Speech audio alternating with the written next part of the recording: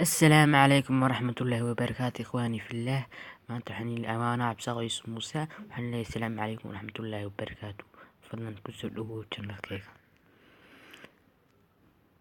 ولا maanta waxaan ii sheegaya wax yar oo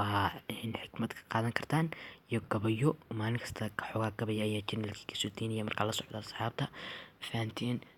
gabay iyo hal xiraalayaal banaan ii soo deynaya jawaabahooda wax kasta koo wax ka bilaabeynaa caawo wax ka bilaabeynaa mahmahyada gabayo mahay karaan noqdo mahmahyada caawo ka bilaabeynaa aan bilowna casharka mahmahyada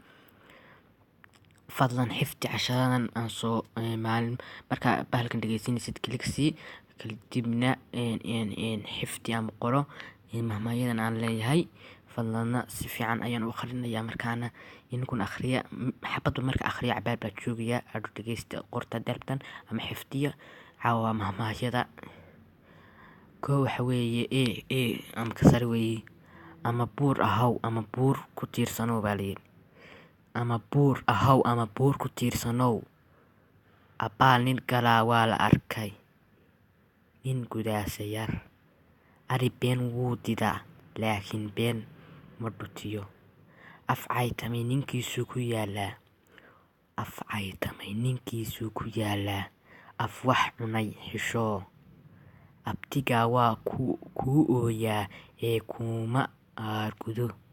alif kuu hagaagay albaqaruu ku gaarsiiyaa allah aamiin ma iisho allow nimaan wax ogeyn ha cadaabin ama afeef hore lahaw ama adkaysi dambe abayso yaryar ma gasho